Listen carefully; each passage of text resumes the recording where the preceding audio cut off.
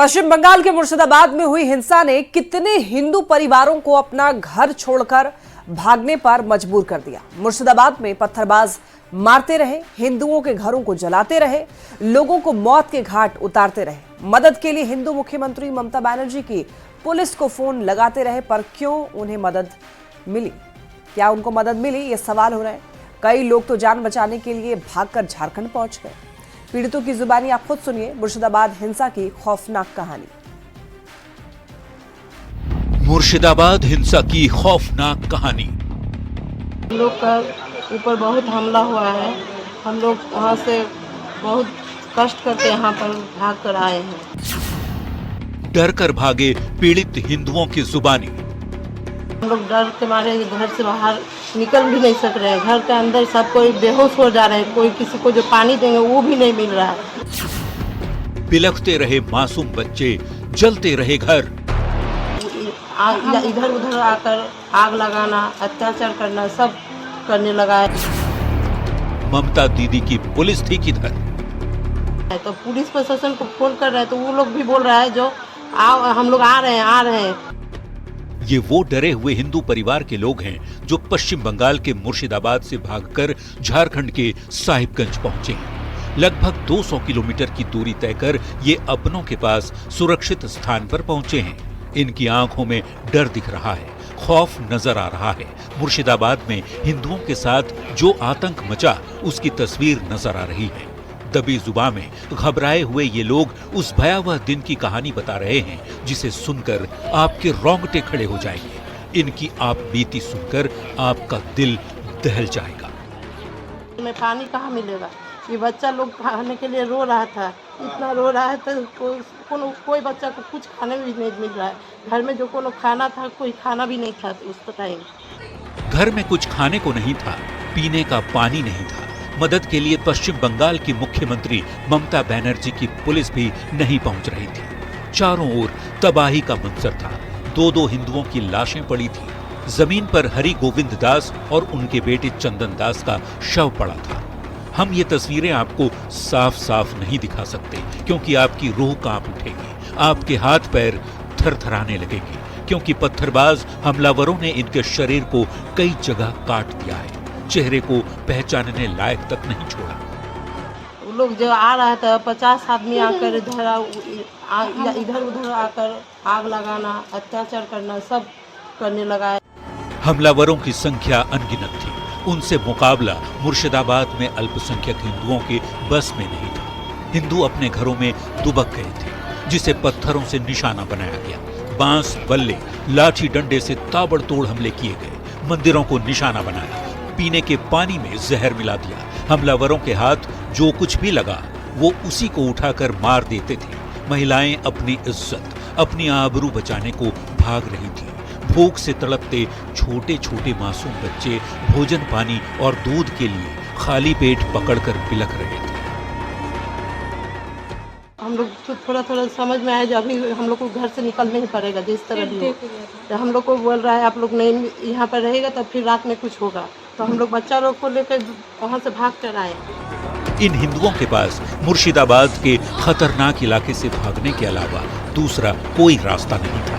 इनके आसपास चारों ओर मौत मंडरा रही थी, काल बनकर सिर पर नाच रही थी। कब किस हिंदू की लाश गिर जाए किसी को कुछ पता नहीं था।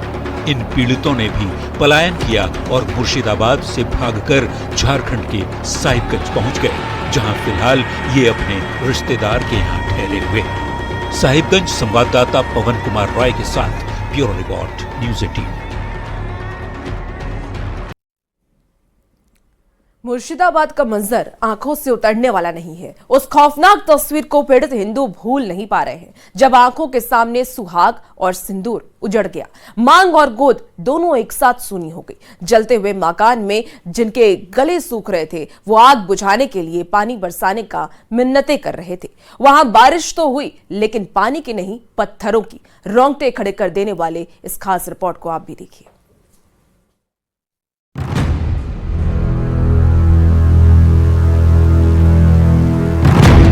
मुर्शिदाबाद हिंसा पीड़ितों की कहानी रूह कंपा देने वाली है। आप बीती सुनकर जब आपके रोंगटे खड़े हो जा रहे तो जरा सोचिए, जिनके घर, जिनके घोंसले, जिनके आशियाने आंखों के सामने आग के गोले में लिपटकर स्वाहा हो गए, उन पर क्या बीती होगी। जिस हिंदू महिला का सिंदूर मिट गया, मांग और गोद दोनों एक साथ सुनी हो गई, उस हिंदू महिला के लिए जीवन में अब बस दुख, दर्द और गम के सिवा बचा ही क्या होगा। निकल भी नहीं सक रहे हैं, घर के अंदर सब कोई बेहोश हो जा रहे हैं, कोई किसी को जो पानी देंगे वो भी नहीं मिल रहा है। हम लोग क्या करेंगे समझ में नहीं आ रहा था। एक को समझा रहे तो और एक बेहोश हो जा रहा है, तो क्या उस सबको हम लोग को कैसे बचाना है। क्या आलम रहा होगा, क्या मंजर था। पति को पत्थरबाज पीट रहे थे, हमलावर बेटे को लाठी डंडे से लहूलुहान कर रौंद रहे थे, सिर को कुचल रहे थे, बच्चों को टारगेट कर रहे थे, महिलाओं पर गंदी नजरें गड़ाए हुए थे। ये सब सुनकर हिंदू धर्म रक्षा मंच का खून खौल रहा है। हिंदू आग बबूला हो रहे हैं, कानून व्यवस्था बहाल करने की मांग कर रहे हैं। हिंदू धर्म रक्षा मंच के केंद्रीय अध्यक्ष संत कुमार घोष हिंदुओं को बचाने के लिए राष्ट्रपति शासन लगाने की मांग पश्चिम बंगाल में कर रहे हैं। मुस्लिम समुदाय के द्वारा जो है पूरा निर्मम तरीके से हत्या किया है।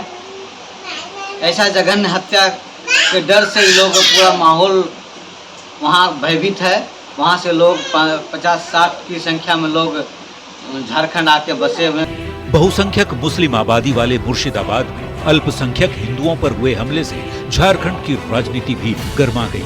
राज्य के पूर्व मुख्यमंत्री और बीजेपी के सीनियर लीडर रघुवर दास ने पश्चिम बंगाल की सीएम ममता बनर्जी पर निशाना साधा और कहा कि ममता दीदी के मुस्लिम प्रेम के कारण ही हिंदू खतरे में है। पश्चिम बंगाल में हिंदुओं की लाशें बिछ रही है।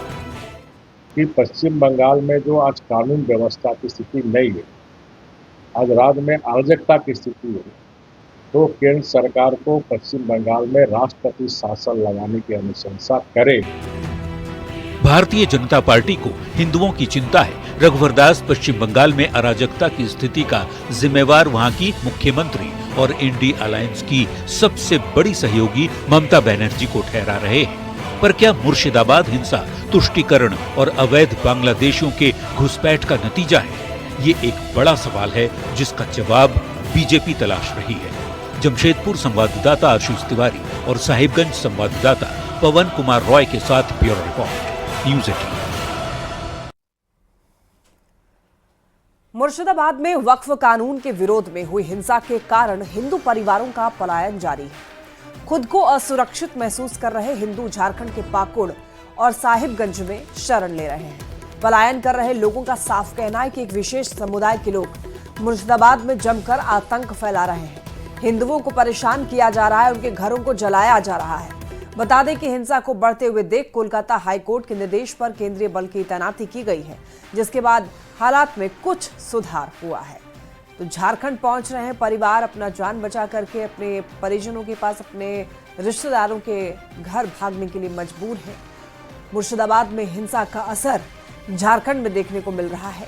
लोग पाकुड़ पहुंच रहे हैं भाग करके, और आपको बताते चले जिन जिन के रिश्तेदार आसपास के जगहों पर हैं वहां पर चले जा रहे हैं। वहां पर बम विस्फोट से लोग रह नहीं पा रहे हैं, किसी तरीके से अपनी जान बचा करके वहां से भाग पा रहे हैं। पेट्रोल डालकर घर को जलाया गया और जो महिलाएं हैं उन पर अत्याचार किया जा रहा है।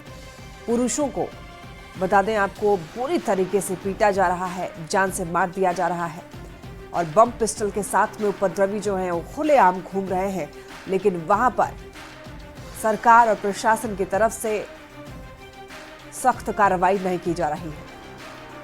না যে আমাদের বাড়ি করে আসছে, এমনি মানে কেন্দ্র বাহিনীগুলো শুধু টহল দিচ্ছে এদিকে ওদিকে। কোনো সময় রাত্রে যেমন রাত 10টার পর 9:30টার সময় খুব দেখছি কই চিৎকার হচ্ছে, দিয়ে আমরা মেয়ে তিনটা মানে খাটের তলায় লুকিয়ে গেছিলাম কি যদি আবার আসে, আমাদের বাড়িতে তো কোনো ছেলে নেই, কি করব আমরা, ওইভাবে খাটের তলায় লুকিয়ে গেছিলাম। দিয়ে রাত 10টার পরে দেখছি কেন্দ্র বাহিনী যখন টহল দিতে লাগলো তখন একটু সাহস হলো আমাদের, দিয়ে সকালবেলা ঘুম থেকে উঠে আমরা বাবার বাড়ি পালিয়ে চলেছি। और इसी बीच बड़ी खबर आपको वक्फ कानून को लेकर बता रहे हैं, जहां वक्फ कानून पर आज सुप्रीम कोर्ट में सुनवाई होने वाली है। सुप्रीम कोर्ट में कुल 35 याचिकाएं दायर की गई हैं, उनमें से 10 आज के लिए लिस्टेड है। और इन याचिकाओं में जमीयत उलमा ए हिंद समेत केरल जमीयतुल उलमा, आम आदमी पार्टी के नेता अमानुल्लाह खान की याचिका और कांग्रेस सांसद जावेद मोहम्मद की याचिका, इसके साथ ही AIMIM के असदुद्दीन ओवैसी और association for protection of civil rights की याचिकाएं शामिल हैं। आपको बता दें कि CJI की अध्यक्षता वाली 3 सदस्यीय पीठ सुनवाई करेगी। याचिकाकर्ताओं ने कई धाराओं को संविधान विरोधी बताया है और कई धाराओं को रद्द करने की भी मांग की है।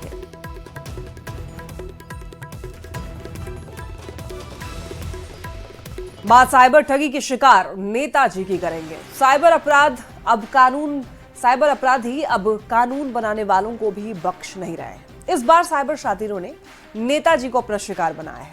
आरजेडी के MLC मोहम्मद कारी सोएब को साइबर ठगों ने अपने झांसे में फंसाया। आरजेडी MLC को 12 घंटे तक डिजिटल अरेस्ट कर लिया। नेताजी के डिजिटल अरेस्ट की पूरी कहानी इस रिपोर्ट के जरिए देखिए।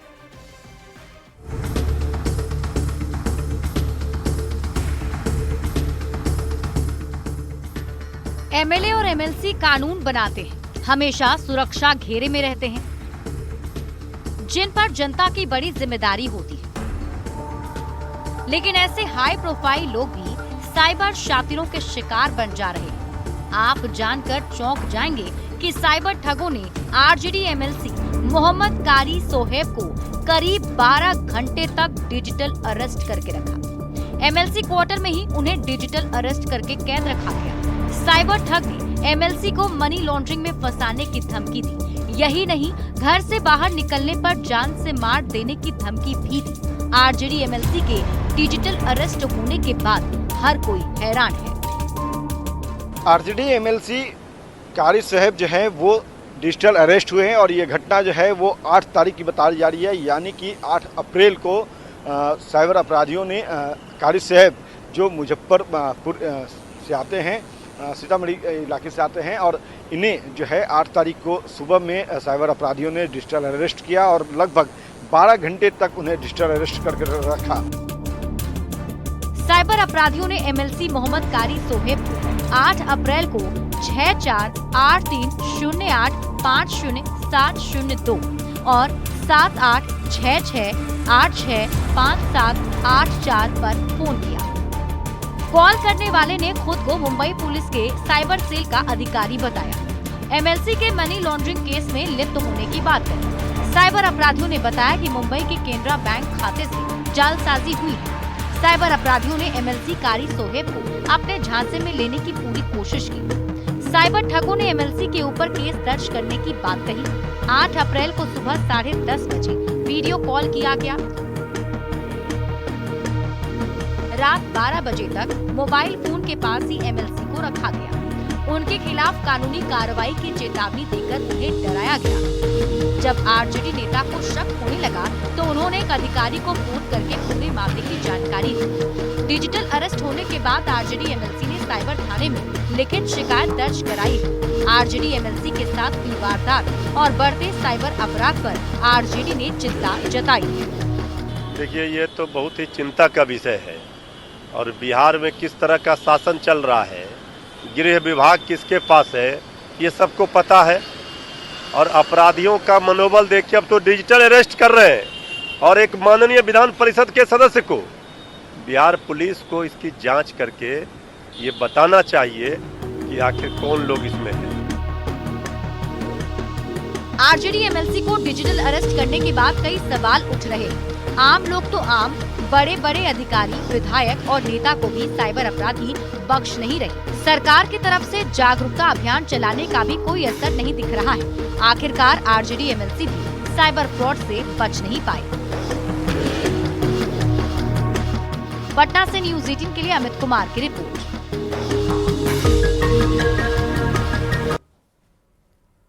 और अब खबर बेतिया से है, जहां योगा पट्टी में मजिस्ट्रेट की उपस्थिति में कब्र से बुजुर्ग का शव निकाला गया।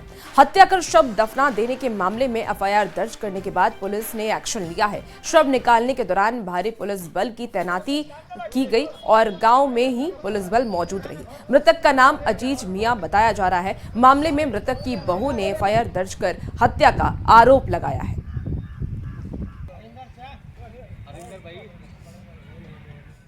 बेगूसराय से बड़ी खबर, अपराधियों ने युवक की हत्या की है पीट पीट कर। हत्या से नाराज लोगों ने सड़क जाम कर दिया। पुलिस प्रशासन के खिलाफ हंगामा किया गया। एक आरोपी को पुलिस ने पकड़ा है। घटना से इलाके में तनावपूर्ण स्थिति बनी हुई है। इलाके में पुलिस कैंप कर रही है। जब ये मामला पुलिस के संज्ञान में आया, पुलिस जांच पड़ताल में जुट चुकी है, तो इलाके में पुलिस कैंप कर रही है। तस्वीरों में आप देख सकते हैं, बेगूसराय से खबर मिल रही है। बताते चलें आपको, स्थिति काफी ज्यादा तनावपूर्ण बताई जा रही है। हत्या से नाराज लोगों ने सड़क जाम कर दिया और जमकर हंगामा किया है। अपराधियों ने युवक की पीट पीट कर हत्या कर दी है। इसके बाद परिजनों में आक्रोश है, साथ ही साथ और भी लोग जमकर वहां पे हंगामा किया, बवाल काटा है। तस्वीरें आप ये देख सकते हैं किस तरीके से वहां पर पुलिस को तैनात किया गया है। और आप ये देखिए, ये जो वीडियो सामने आया है, इससे आप देखकर समझ सकते हैं कि लोगों में कितना ज्यादा आक्रोश देखा जा रहा है। तनावपूर्ण स्थिति वहां पर बनी हुई है और इसी वजह से पुलिस कैंप कर रही है। परिजनों का रो रो कर बुरा हाल है।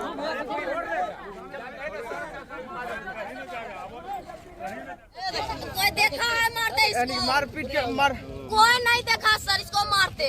जब मार के सुता दिया ना, तब आया बुलाया फोन करके कि तोहर भाई के मार के हम निकले। जिसका ये लड़का जो भी एक पकड़ाया, उसका नाम ले रहा है, सब उसका साथी था, सब भाग गया। सब उसका मोबाइल मेरे पास रह गया। उसमें कॉल डिटेल्स दिखा रहा है कि हाँ उससे कॉल किया कि इसके कैसे इसको मारा? पीट पीट कर मारा। इसको दारू पिला के मारा। जब इसकी बहन गई वहाँ पे उसको बॉडी लेने के लिए, उसकी बहन के सामने वो लड़का उसको बोल रहा था कि अरे उठ, दारू पी, ऐसे करके उसको बोल रहा था, उठा रहा था। और जो लड़का जो अभी बयान दे रहा है कि हाँ ये लड़का उसको मारा है, जिसका नाम ले रहा है, सब उसका साथी था। सब पे एक क्या कितना केस लगा हुआ है, आप खुद देख सकते हैं।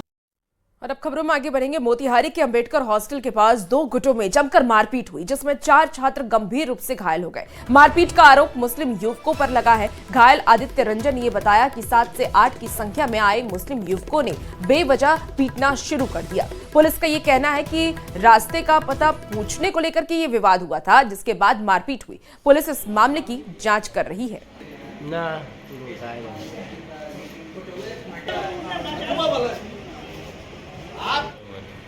फ़ोन किया, कोई अननोन पर्सन नंबर से बाहर बुलाया। वो लोग गुट में आया था, कम से कम 20-25 बंदा था। वो लोग मुस्लिम लोग था, मारा है हमको। मतलब फिर मोहल्ला वाला मिल के मारा है वो उधर का बंदा सबको। क्या मैंने पहले से कोई ऐसा विवाद? कोई विवाद नहीं, कोई हम नहीं जानते हैं किसी को। उसमें से किसी से परिचय को नहीं जानते। थाना के अंतर्गत चांदमारी मोहल्ला में एक घटना हुई है, जिसमें लड़ाई झगड़े का मामला हुआ है। वहाँ पे कुछ लोग, बताया जा रहा है कि कुछ लोग जा रहे थे अपने रास्ते में, और वहीं पर कुछ बीच में झड़प हो गई थी उनके बीच में। तो उसी बीच में मारपीट हुई है, और उसी मारपीट के बढ़ते हुए दोनों तरफ से कुछ लोग और आए हैं और उसी मारपीट में शामिल हुए। पुलिस तहकीकात में लगी हुई है और पूरा जांच कर रही है। उसी के आधार पर केस भी दर्ज किया जाएगा और सबको गिरफ्तार भी किया जाएगा। खबर दरभंगा से, जहां पर सिसौनी मोड़ के बाद कुशेश्वर स्थान पश्चिमी के सीईओ की गाड़ी को हाईवा ने जोरदार टक्कर मार दी। दुर्घटना में ड्राइवर और गाड़ी पर सवार एक शख्स गंभीर रूप से जख्मी हुआ है। गाड़ी पर सीईओ सवार नहीं थे। ड्राइवर ने यह बताया कि वो सीईओ के साथ दरभंगा गाड़ी लेकर के आया था। सरकारी काम में देरी हो रही थी, जिसके कारण सीईओ ने उसे वापस जाने को बोला। जब वो लौट रहा था तो सिसौनी मोड़ के पास में तेज रफ्तार हाईवा में पीछे से हाईवा ने जोरदार टक्कर मार दी। पुलिस ने हाईवा को जब्त कर लिया है, लेकिन ड्राइवर फरार है। गाड़ी स्टार्ट किए, इतना ही में पाछे से, जो कि हम रोड से भी नीचे हैं, रोड पर है भी नहीं है, और इतना ही में पीछे से कैसे मारा सो वो भी नहीं हम समझ पाए। गाड़ी डैमेज हो गया। खबर जमुई से है, जहां चलती ट्रेन पर चढ़ने के दौरान एक महिला दुर्घटना की शिकार हो गई। बलिया सियालदह एक्सप्रेस पर चढ़ने के दौरान महिला प्लेटफॉर्म पर गिर गई। प्लेटफॉर्म और ट्रेन के बीच उसका पैर फंस गया। इस बीच वहां मौजूद लोगों ने महिला को खींचकर बाहर निकाला। महिला को बचाने के दौरान एक यात्री भी जख्मी हो गया। न्यूज़ 18 अपने तमाम दर्शकों से यही अपील करता है कि ट्रेन पर चढ़ने के दौरान हड़बड़ी ना दिखाएं। आपको बता दें कि चलती ट्रेन में आप बिल्कुल भी ना चढ़ें और ना ही उतरें। ट्रेन में सफर के दौरान अपनी और दूसरे यात्रियों की सुरक्षा का भी आप पूरा ध्यान रखें।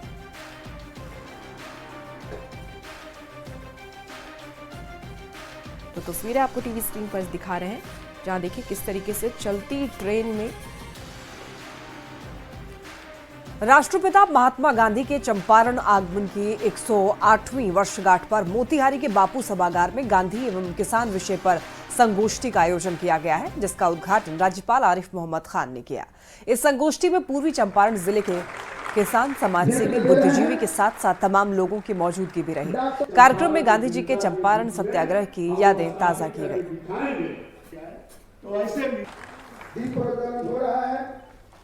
से जो सत्याग्रह शुरू हुआ महात्मा गांधी के नेतृत्व में, बल्कि कहना चाहिए कि जिसने मोहनदास करमचंद गांधी जी को महात्मा गांधी में परिवर्तित किया, बापू में परिवर्तित किया, यही वो पुण्य भूमि। तो फिलहाल इस बुलेटिन में इतना ही। आप बने रहिए न्यूज़ 18 बिहार झारखंड के साथ।